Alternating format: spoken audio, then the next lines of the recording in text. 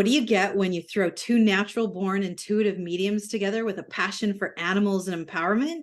Spirits, angels, and guides. Oh my. I'm empowerment medium Tara Diana. And I am intuitive medium Nancy Brady. Together, we focus on the good, The bad, and the ugly of working with the spirit realm. but mostly we're focusing on the good. Hey, Tara. Hello, Nancy. How are you? I'm good. How are you? It's been a hot minute since we've been here. Hopefully our listeners are still hanging on for dear life and enjoying our chit-chats. Hanging on for dear life. Please, God, let them do another podcast.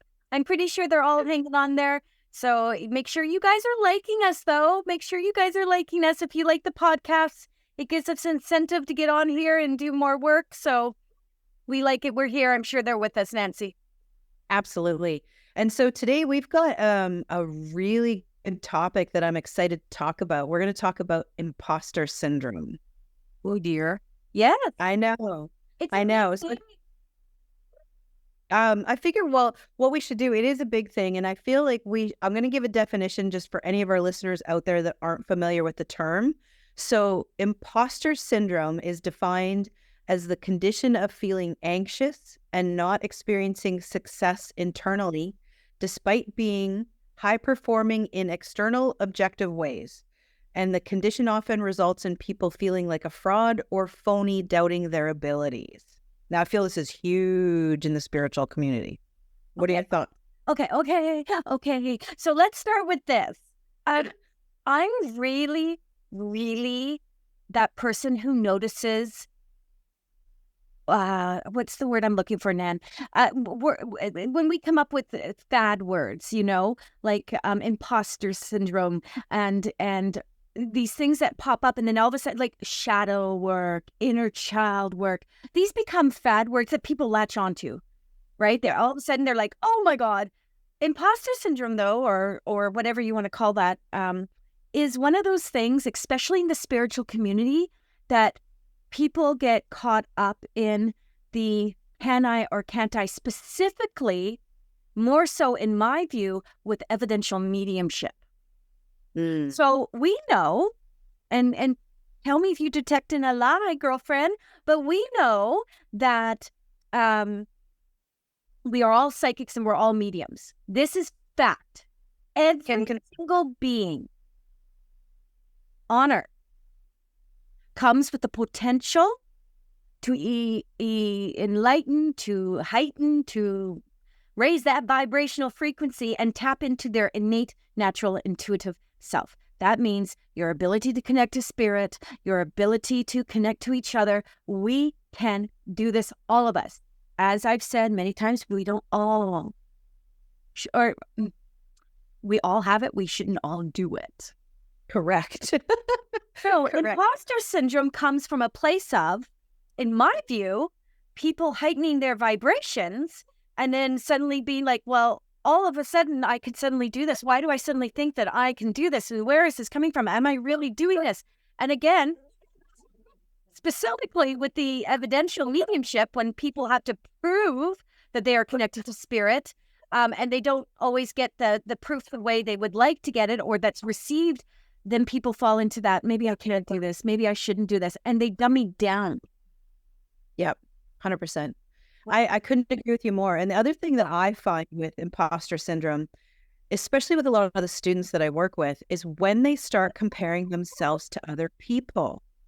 Your gifts are innately yours. And so you don't want to be like everyone else. You don't want to have the same skill set. So I'll often send people off onto YouTube and say, research mediums, research psychics, find what you like about all of them, what you don't like, and then don't ever watch it again. Just do you. Because then you're not doubting that. You're not doubting yourself because it's like, oh, I saw a video about, I'll throw Therese Caputo because people know her name, and am I being like her? Am I reading like her? Am I doing these things? And if you're not comparing yourself to anyone, then you're just being authentically yourself. Yeah. And here's the thing. It all comes down to, trust the process.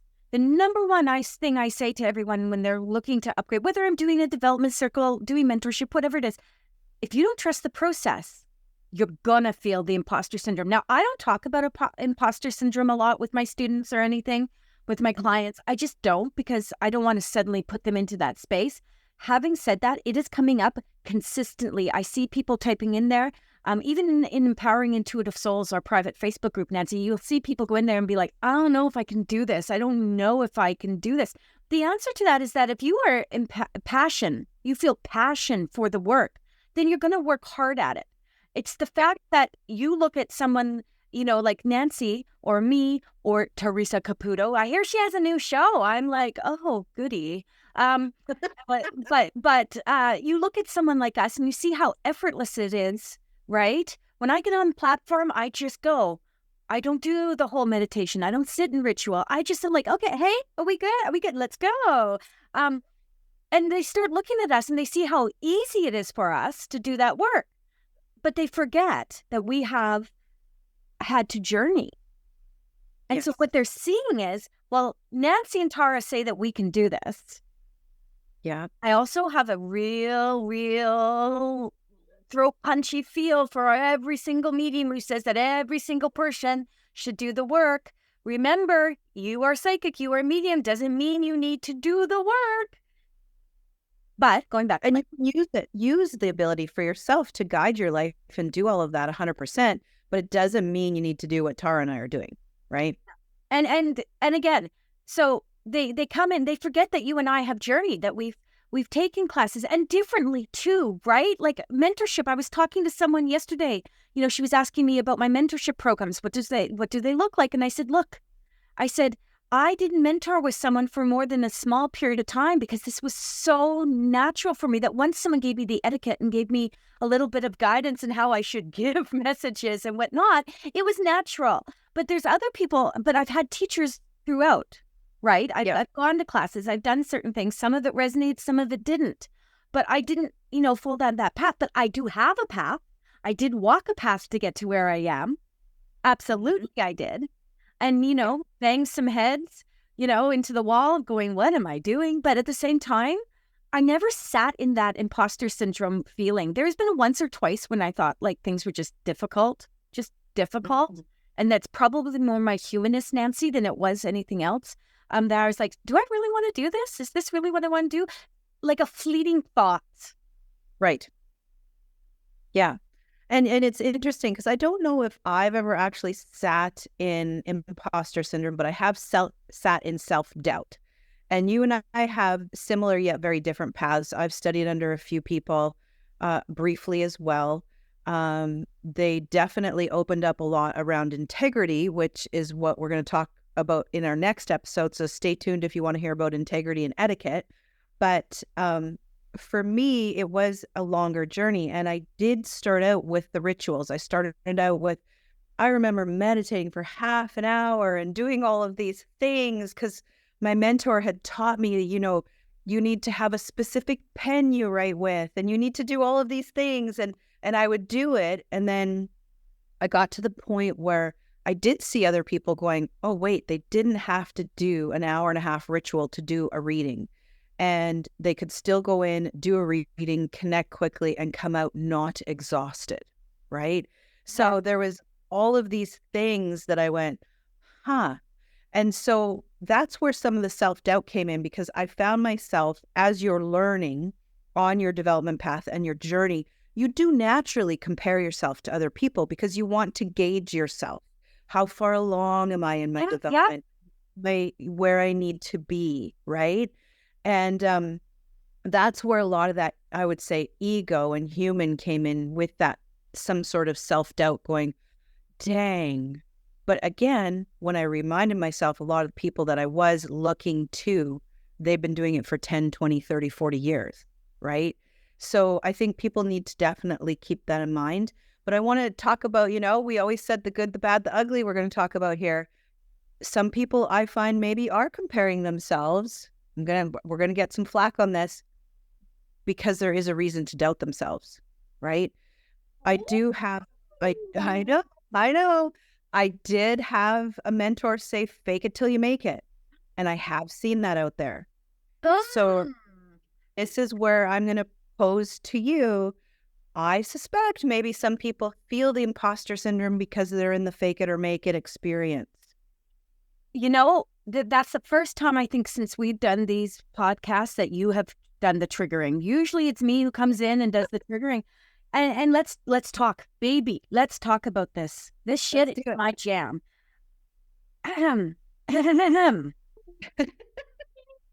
I'm ready. Ready? Imposter syndrome. It's the fake it and make it clan, the performative spiritualism Mhm. will cause me to punch you in the throat every time. Let me tell you why. When you are performative, when you are coming out and you are doing things to draw attention to yourself, that is not spirit. And you will not sell me on that. Mhm. You will not sell me on that. It is not spirit causing you to fibulate in a chair. It is not spirit causing you to jump up and do this wild kind of... Spirit is subtle, even when they're not. Spirit is not looking to have some kind of dramatic, unauthentic experience. They want you to pass a message. They want you to receive a message. Remember, trust the process. And when you are doing all sorts of performative, pay attention to me kind of stuff, and you can look at that in a host of ways, Nancy. You can look at that, tattoos all over, piercings, whatever. But if you are causing attention to yourself, other than just through your gentle messages, then you are doing performative work and you are not connected to spirit the way you think you are. So now you are faking it till you make it. Because again, spirit, you can talk to me about entities attaching themselves to you. You can talk about possession. You can talk about all the bullshit that has been put out there about working with spirit. You can talk about all of that. And the thing is that spirit's like, oh, you guys are nutty, aren't you? You guys are you humans just need to make everything so much, much bigger than it has to be. Trusting the process is the only thing you need to do to take away imposter syndrome. You don't have to understand it. You don't have to understand the messages you're giving, but the people that give the most authentic, purposeful message are the one that just allow themselves to be the conduit. Spirit is the giver. You are the conduit. The person in front of you is the receiver. Boom, boom, boom. Trust the process. You don't have to understand it. If everything you're giving is wrong, not Nancy, but if everything that is being given doesn't hit with them, then you have some more work to do in trusting of the process. And that is the key right there when people say, but I'm giving what I get. But are you connected? Yeah. If you're not connected, you're not giving what you get. You're just giving your ego stuff, which you may not have an ego in this, but that is your humanness coming through. That is your humanness. Why do people get freaked out in evidential mediumship? Because they have to provide proof that someone can say, yes, yeah, she did wear pink undies. Right? Yes, 100%. So then you go into self-doubt because you haven't given, but you didn't expand. You didn't go into a space of maybe stop giving about pink panties and color of her hair and go into what her description. Maybe you're clairsentient. You feel things. Stop trying to provide things that aren't resonating. Go into what you do better and go get some more training. And 100%, I love that because everybody has their own unique modality. And even if you're developing the skill just for your own use, I always tell people, we have an inner GPS. Why not use it, right? Keep yourself safe. Keep yourself happy, healthy. You don't have to do what Tara and I do. But at the same time, if you are interested in doing this work, if you are interested in getting out there, trust is the biggest thing. Overcoming fear is the biggest thing. Because I know I remember doing platform with you the first time. That was terrifying because I was very content doing fairs and sitting in my dining room. But platform is a whole other thing, maybe another topic, another day. There's a certain amount I feel we put pressure on ourselves for that performance factor because we see it on TV. And we've had another episode where we've talked about television mediums and please, please, please understand that a lot of this stuff is pre-set up. The producers go to the person and say, hey, I've got a medium. We're doing a show. Can they deliver a message? It doesn't work that way in the real world. So a lot of that performance anxiety, imposter syndrome, I feel, comes in because people see someone coming with a complete monologue from spirit. And it doesn't work that way. You don't get complete monologue downloads. And so you're right. If they are clairsentient and it's feeling, focus on feeling. Yes, please. Focus on it, right? For myself, as you know, I do a lot of work with spirit animals, power animals, different things like that. So I get a lot of impressions. I get a lot of knowledge. You have quite a bit of audible information that comes to you. So, there's all of these glorious different traits that we bring together. But either way, the most important thing at the end of the day is the message you're giving. And is it being received? Boom. So if you feel that you are struggling, and here's the thing, invest in yourself. If you want to be a medium, if you want to do intuitive work, whether it's for yourself, whether it's for the public, being of service, invest in yourself. Do you have to invest hundreds of thousands of dollars? You can. I got no judgment on that. You won't be doing that with me. You won't be doing that with Nancy. But you invest in yourself. Put the time and energy into it, because you won't regret it. It will build your confidence. It will build you into a stature that is, okay, this man gives good messages. I feel the message that they're giving. I understand what they're giving. Maybe it doesn't even resonate with them, but they will not look at you and be like, what the hell was that? What, is she nervous? And this brings to subject. I'm doing it with you, my sweet little love muffin. We're doing a mini little fair in Maple Ridge. I'm doing it mostly for fun. I'm not, I don't read at fairs anymore, but I thought that this would be a fun thing to do with you. We can drink Aperol spritzes on the Friday night and I'd be in bed by 9 o'clock. That's our kind of thing. But there was a contract that came out, and the contract was very specific. It said this woman that was running it, and all the power to her. Set yourself up for success. You're putting your name behind me. I'm going to follow, just like people do when they come to my events, right? Nothing's different about this. But her form was so to the point, and she was like, if you say get out. It wasn't quite that bad, but if you say now here's the thing. Her point in this, Nan, was, and I'm sure you got the contract too, because we're both doing it. And the point in the contract was that the takes away from the reading. So if we're talking about imposter syndrome, and you've got someone sitting there who is trying their best, and who's like it's because they are still trying to find that connection. That's why you invest in yourself. Go find a circle. Go sit in a circle. Now, there are circles, and the lovely, beautiful Lynn White said this to me the other day. She said, there are people teaching that should not be teaching. I said, because it is the natural flow of what's happening in the spiritual community. You become a spiritual, you read for a few people. Next thing you know, you think you're teaching everyone.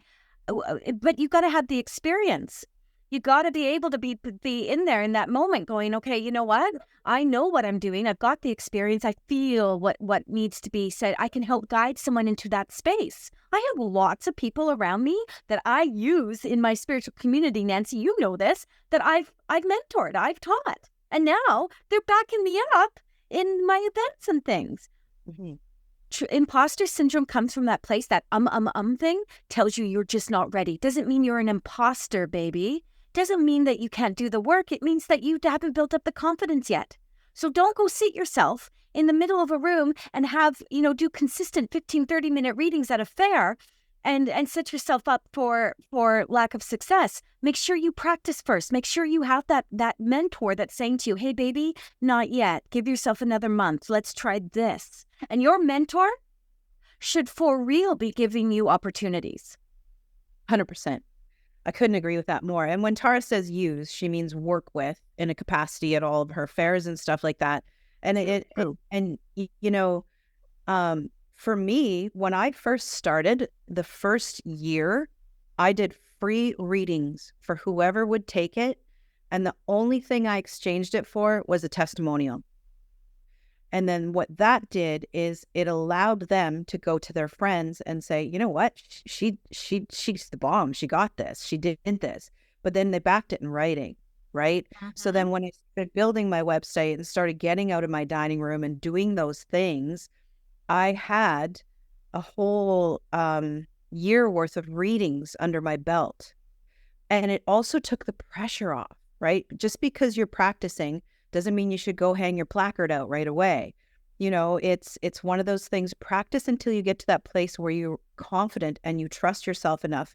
Now, granted, for some people, you're never going to be in that place. It's very nerve-wracking when you do first charge for a reading.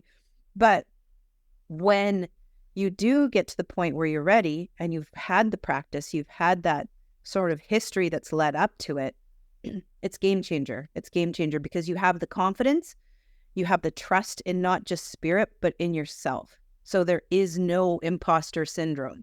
Exactly. There. If anyone's listening to this, and please, Lord, help us, someone's listening to this. But Nancy just hit it nail on the head. There, no imposter syndrome. You might have the twiddling of self-doubt once in a blue moon, and that's okay, right? I know for the longest time, I think up to about 5 years ago, I'd still get butterflies when I did platform work, even though I slay platform work. I would still get, I love being up there. I would still get those, but I don't get them at all anymore. I just come up and you get to that place. So investing in yourself to make sure you don't have that imposter syndrome. Here's the other thing. The people that don't invest in themselves, that don't do that, don't find a mentor, or they take these offshoot classes that really lead to nowhere, are usually the ones that are looking to do this for money. And you and I can most distinctly point those people out, and we can also legitimately say that we want to be of service. We put ourselves out in the spiritual community, not just in the metaphysical community, not just looking for every Tom, Dick, and Harry, to give a reading to, but we work at the Spiritualist Church. We put ourselves in a place of volunteering. We open ourselves up to not only give but receive. And let's be honest. Being of service is all spirit really wants. The energy exchange is important for real. That's how I can do this full time and dedicate myself full time to this, is because there's an exchange. Otherwise, I would have to work a muggle job and do the other ways. So making sure that you are doing this for the right reasons will also help you move out of the imposter syndrome. If you're doing this because you need to pay your rent, and you're just starting out, this is going to be hard. Pay your dues, do the work. Yeah. Get rid of imposter syndrome before it happens. That's right. 100%. Well, Tara, I think that sort of pulls us to a close on this particular topic. For everyone listening, I feel like they should stick around for the next one that'll get posted shortly, where we are talking about etiquette. And we're sort of carrying on a bit of the conversation from this podcast into the next one. And you're definitely going to want to hear this one. For real. Lady, let's go. Let's move on to our next episode and slay it. All right. Everyone, I'm Nancy Brady, intuitive medium, signing off with the lovely Tara Diana, empowerment medium. Let's go. Woo! See you next time.